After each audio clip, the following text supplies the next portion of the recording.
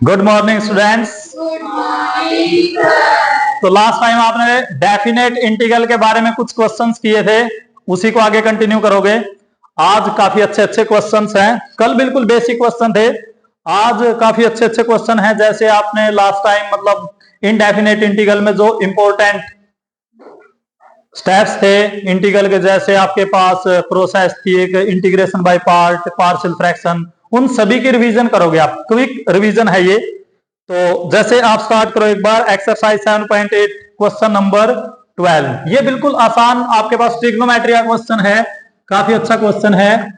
Exercise है 7.8 12 सम। Trigonometric function है, integral करना है आपने। तो जो आपके ट्रिग्नोमेट्री के काफी फेमस और मोस्ट इंपोर्टेंट फॉर्मूले हैं उन्हीं का आपने यूज करना है। कोस स्क्वायर एक्स का इंटीग्रेशन करना है। तो प्रोसेस आपको बताई गई थी कि अगर कोस और साइन की इवन पावर्स हैं, स्क्वायर है, पावर 4 है, पावर 6 है, इवन पावर्स को कैसे डील करोगे? तो बिल्कुल आसान आपके पास रिजल्ट है कोस और साइन के लिए। ट्रिग्नोमेट्री का काफी इंपोर्टेंट फॉर्मूलाज हैं आपके पास। जैसे आपको पता है 1 प्लस कोस 2x किसके इक्वल है? 2 कोस स्क्वायर। मोस्ट इंपोर्टेंट फॉर्मूले है ये ट्रिग्नोमेट्री के, हाफ एंगल फॉर्मूले। ठीक है। ऐसे ही अगर साइन स्क्वायर की जरूरत है तो 1 माइनस कोस 2x किसके इक्वल हो जाएगा? 2। तो यहां से कोस स्क्वायर, साइन स्क्वायर या higher powers, higher even powers, आप इनका यूज करके ना आप इंटीग्रेट कर सको। तो अभी कोस स्क्वायर की जरूरत है, वहां से कोस स्क्वायर की वैल्यू निकालो। कोस स्क्वायर की वैल्यू किसके इक्वल है आपके पास? 1 plus cos 2x bye constant. Constant integral से बाहर आ जाएगा। 1 का इंटीग्रेशन बोलो x, कोस का integral sign 2x bye x का जो मल्टीपल है वो नीचे आ जाएगा।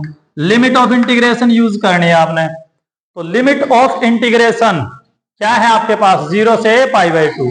तो लास्ट टाइम आपको बताया था कैसे यूज करोगे लिमिट्स को। पहले upper limit minus lower limit. तो यूज करो पहले upper limit π/2 plus sine x की जगह यूज करोगे π/2, 2 से 2 कैंसिल यानी कि साइन पाई। अपर limit minus lower limit 0 use करोगे, 0 साइन 0। तो ऐसे आपने अपर limit minus lower limit use करनी है इंटीग्रल के अंदर। तो ये आपके पास आंसर आ जाएगा। देखो ये π/2 साइन पाई की वैल्यू कल बताई थी आपको, लास्ट लेक्चर में बताया गया था आपको कि आपके पास पाई के मल्टीपल के ऊपर साइन की वैल्यू क्या मिलेगी आपको? 0। साइन पाई, साइन 2 पाई, साइन 3 पाई, पाई के हर एक मल्टीपल के ऊपर साइन की वैल्यू क्या है? 0। 0 बाय समथिंग 0, साइन 0 की वैल्यू, तो बाकी सारा पोर्शन क्या हो जाएगा? 0। तो ये आ गया आंसर आपका π/4। ये आंसर है। तो काफी ज्यादा आसान क्वेश्चन है। अगर आपको ट्रिग्नोमेट्रिक फंक्शंस के फॉर्मूले अगर आपको याद हैं, बिल्कुल आराम से क्वेश्चन आप कर सकोगे। कर लो क्वेश्चन। उसके बाद देखो 13 सम है आपके पास। 13 सम के अंदर एक और काफी अच्छा जो रिजल्ट है आपके पास इंटीग्रल का आपने यूज करना है।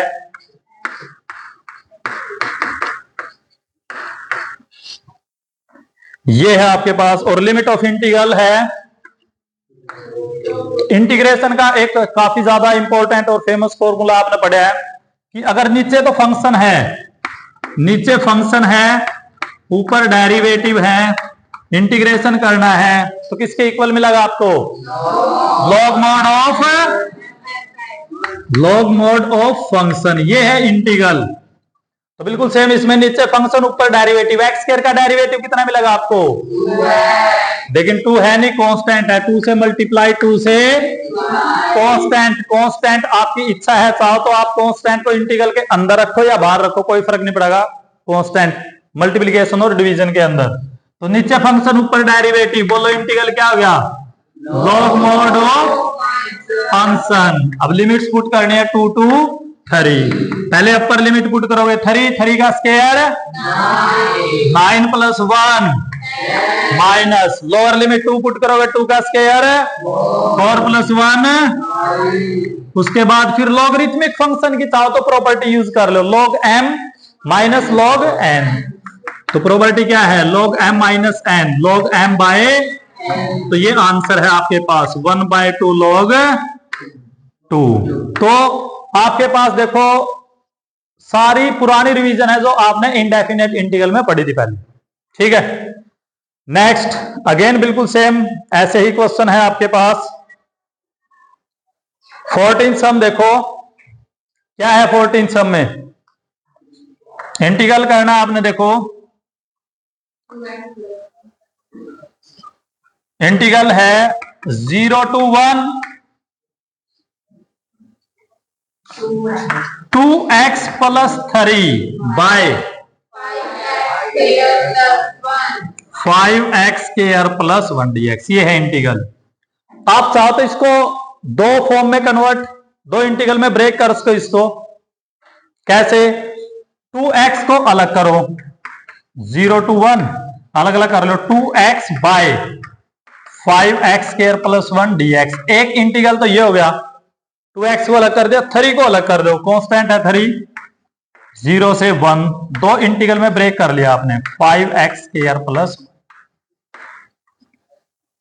अब ये तो बिल्कुल सेम यही फॉर्म बढ़ जाएगी, नीचे फंक्शन ऊपर डेरिवेटिव, 5x स्क्वायर का डेरिवेटिव बोलो 5x स्क्वायर 10x, ऊपर कितना है 2x, तो 5 से मल्टीप्लाई 5 से डिवाइड, इस इंटीग्रल को 5 से मल्टीप्लाई करो 5 से डिवाइड, तो 1/5, जो 5 से मल्टीप्लाई किया था ये अंदर चला जाएगा, 10x bye 5x square plus 1 dx।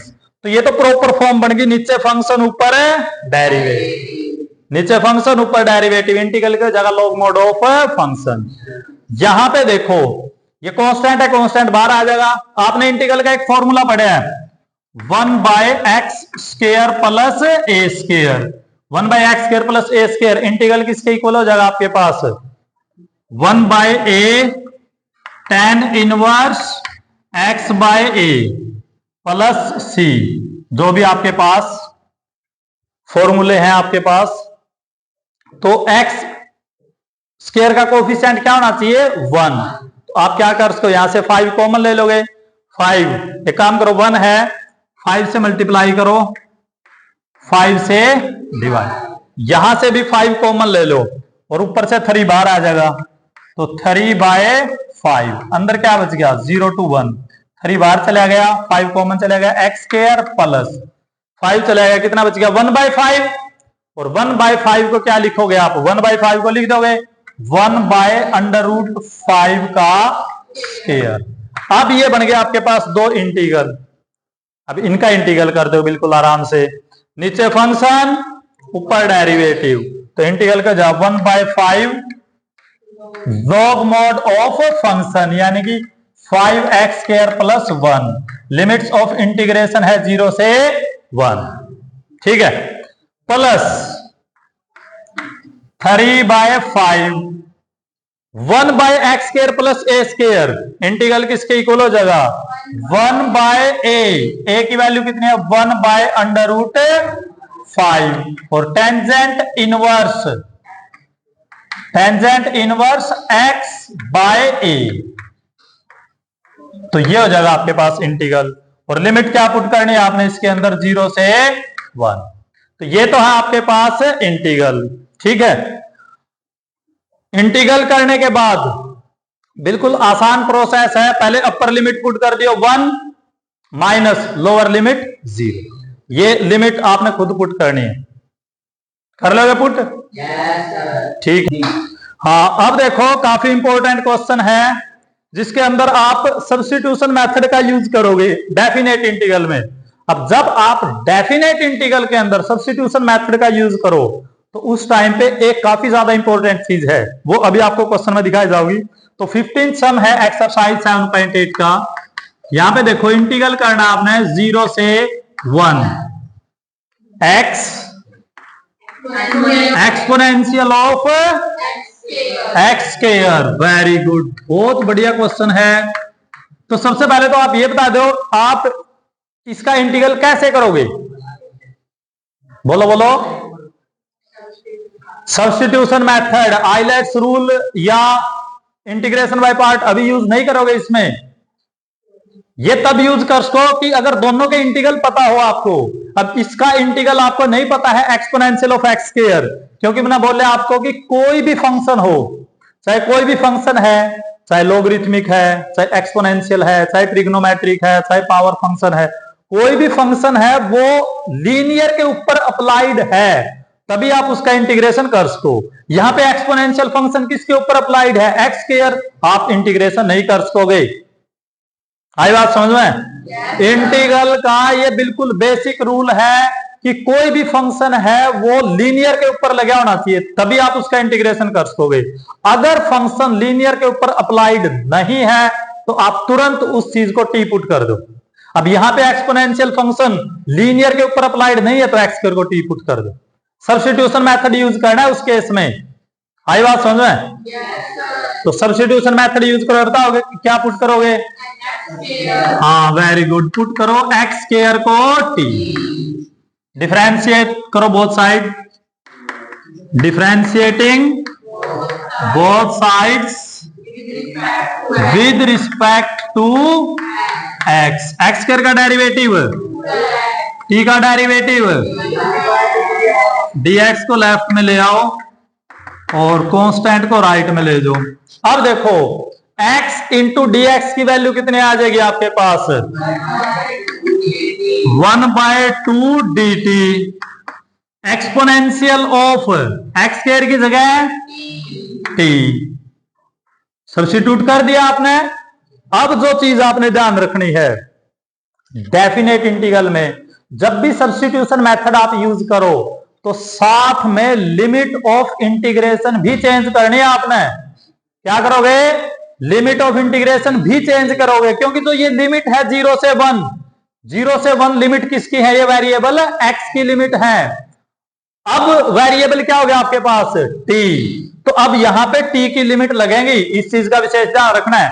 बच्चे ये गलती कर जाएं, सब्स्टिट्यूशन मेथड जब भी यूज कराएं वो लिमिट को चेंज करना भूल जाएं, तो हमेशा ध्यान रखियो यहां पे ये लिमिट है x की, वेरिएबल चेंज होगा तो लिमिट भी t की लगानी है आपने। कहां से निकालोगे? जहां से पुट किया था। x की लोअर लिमिट कितनी है?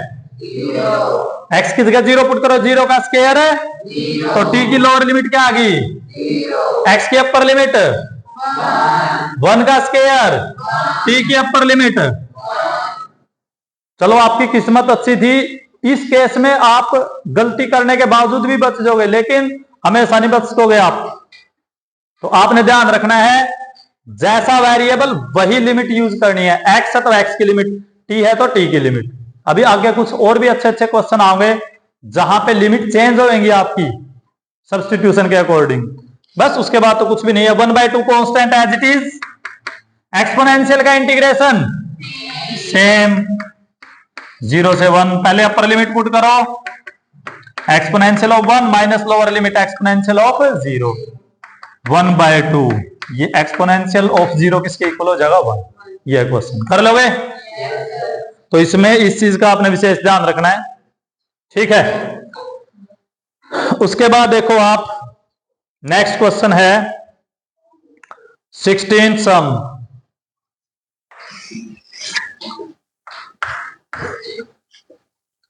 देखो स्टेटमेंट क्या है, इंटीग्रल करना है आपने 5x स्क्वायर बाय, ये है आपके पास क्वेश्चन। लिमिट ऑफ इंटीग्रेशन क्या है? 1 to। अब देखो कौन सी प्रोसेस यूज करोगे इसमें? कौन सी प्रोसेस यूज करोगे?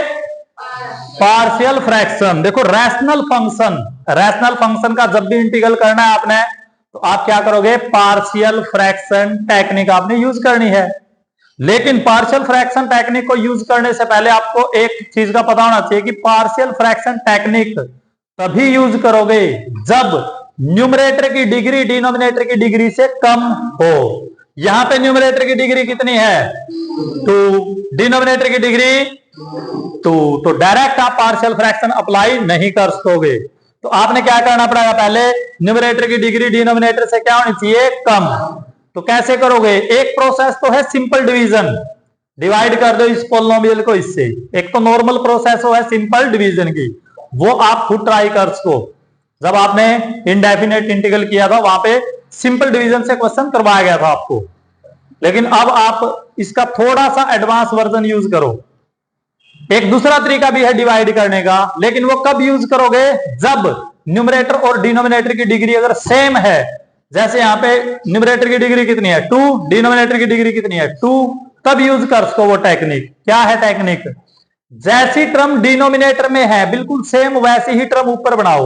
डिनोमिनेटर में क्या है एक्स स्क्वायर, यहां पे क्या है 5x स्क्वायर, तो 5 कांस्टेंट, इसको तो बाहर ले जाओ, 5 को बाहर ले जाओ, कोई जरूरत नहीं इसकी। कितना बच गया x स्क्वायर, मैचिंग करवा दी। लेकिन अभी भी कुछ कमी है, और क्या है डिनोमिनेटर में 4x + 3, ऊपर नहीं है, ले क्या ऊपर। एक काम करो 4x + 3 ऐड कर दो और 4x + 3 माइनस कर दो। सेम नंबर ऐड करो सबट्रैक्ट करो, कोई फर्क नहीं पड़ेगा इंटीग्रल के ऊपर, ठीक है। अब देखो जैसा डिनोमिनेटर वैसा ही बढ़ा दिया न्यूमरेटर, x स्क्वायर 4x + 3। अब एक बार तो x स्क्वायर + 4x + 3 को इससे डिवाइड कर दो, कितना बचेगा आपके पास 1 से 2, कितना बच गया 1, minus 4x + 3/x square + 4x + 3, ये बन गया अब इंटीग्रल। अब 1 का इंटीग्रल तो आपको पता है, इसका करना पड़ेगा अपना पार्शियल फ्रैक्शन टेक्निक से।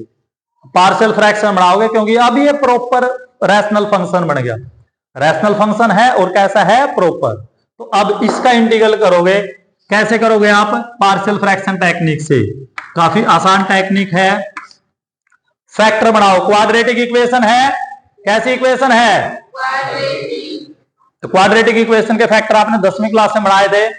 यहां पे ज्यादा टाइम वेस्ट नहीं करोगे, फैक्टर आप डायरेक्ट बनाओगे।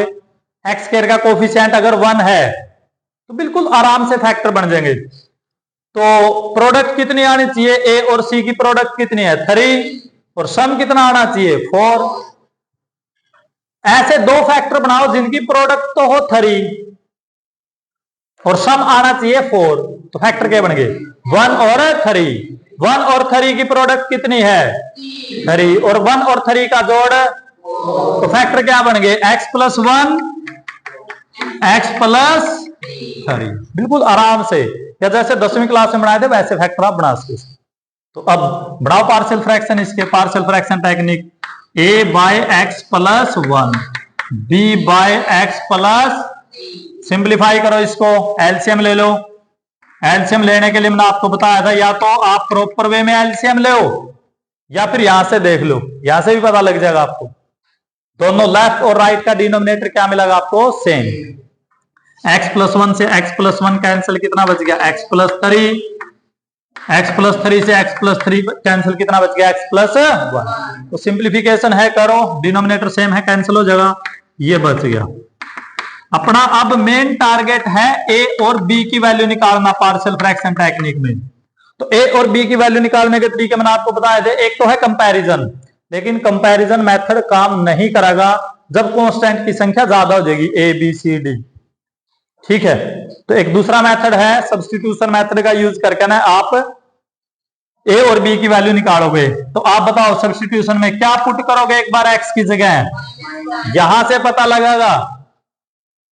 इस फैक्टर को 0 पुट कर दो, x + 1 को 0 के बराबर पुट कर दो, यहां से x की वैल्यू कितनी आ गई तो पुट कर दो x की वैल्यू -1 -1 पुट करोगे यहां पे, -4 + 3 कितना बच गया -1 + 3, -1 + 1 0 इंटू समथिंग। तो यहां से a की वैल्यू देखो कितनी जल्दी मिल गई आपको -1/, और क्या पुट करोगे, यहां से देखोगे x प्लस 3 की वैल्यू 0, यानी कि x की वैल्यू कितनी आ जाएगी? -3 पुट करो। -3 और 4 की product -12 plus 3, -3 plus 3 0 into something, -3 plus 1, तो यहां से कितना बचेगा? माइनस के 9 इज इक्वल टू -2b, तो b की वैल्यू कितनी आ गई? 9 बाय, अब आपके पास a की वैल्यू है, आपके पास b की वैल्यू है, a और b की वैल्यू यहां पे यूज करो, तो 4x plus 3, x plus 1 x plus 3, इसकी वैल्यू किसके इक्वल आ जाएगी? a की वैल्यू कितनी पुट करोगे? -1/2, और b की वैल्यू कितनी आ जाएगी? 9/2। तो देखो इंटीग्रल आपको किसके इक्वल मिलेगा? I integral 5, limit of integration है 1 से 1 एज इट इज, माइनस ये वैल्यू है इसके इक्वल, a की वैल्यू कितनी है आपके पास? -1/2, ब्रैकेट लगा लो एक बार, -1/2 बाय x प्लस 1, और b की वैल्यू कितनी है? 9/2 x प्लस 3, ये है इंटीग्रल। अब एक बार चाहो तो डायरेक्ट इंटीग्रल भी कर सको, डायरेक्ट इंटीग्रल ही कर दो। अब 1 का इंटीग्रल क्या मिलेगा आपको? x, साथ में ब्रैकेट भी खोल दियो, फालतू टाइम वेस्ट नहीं करना, minus minus plus, 1/2 constant as it is, 1/x plus 1, denominator में अगर लीनियर है, डिनोमिनेटर में लीनियर है, तो इंटीग्रल किसमें चला जाओगा? Log mod of x plus 1, 9/2 constant, log mod of x plus 3, limit of integration आपके पास 1 से 2, तो यूज करो लिमिट ऑफ इंटीग्रेशन। तो पहले अपर लिमिट 2 यूज करोगे, 2 प्लस 1/2 लॉग 3 प्लस 9/2 लॉग 5, ये तो है अपर limit, minus lower limit 1 plus 1/2 log 1 plus 1 2 plus 9/2 log 3 plus 1, तो ये आ जाएगा आपके पास आंसर। चाहो तो इसको थोड़ा सा और एडजस्ट कर सको, बस यही आंसर है। 5, 2 माइनस 1 कितना बच गया? 1, बस बाकी तो सारी टर्म अलग अलग ही हैं, क्योंकि यहां पे कितना है? log 3, यहां पे log 5, ये दोनों इकट्ठे हो उसका आपके पास, क्यों? क्योंकि 4 को क्या लिख सको आप? 4 को 2 का स्क्वायर, हाँ ये दोनों इकट्ठे हो जाएंगे। देखो कैसे हो जाएंगे इकट्ठे, ये तो एज इट इज लिख दो, 1/2 log 3 प्लस 9/2 log 5, इनको देखो 4 को क्या लिखोगे? 2 का स्क्वायर, और आपने प्रॉपर्टी बेटर किया log m रेज टू की पावर n, ये प्रॉपर्टी है आपके पास log m रेज टू की पावर n, तो जो पावर है वो मल्टीपल में आ जाएगी, यानी कि log जो 4 है, 4 को क्या लिखोगे? 2 का स्क्वायर, 2 आगे ले आओ, तो log 4 की वैल्यू कितनी है? 2 log 2, 2 से ये कैंसिल हो जाएगा, ठीक है, तो कितना बच जाएगा आपके पास? 9 log 2, तो 9 log 2 ये और हाफ ये, 9 और हाफ देख लो जो भी है, टोटल कितना हो जाएगा? ये -9 एंड हाफ, या रफ में आप कैलकुलेशन कर सको 1/2 प्लस 9, 19/2, इकट्ठा कर सको आप 19/2 log 2, ऐसे आप सिंप्लीफिकेशन कर सको, कर लोगे? चलो ठीक है, यहां तक ट्राई करो, बाकी नेक्स्ट टाइम करते हैं। ओके, थैंक यू, धन्यवाद।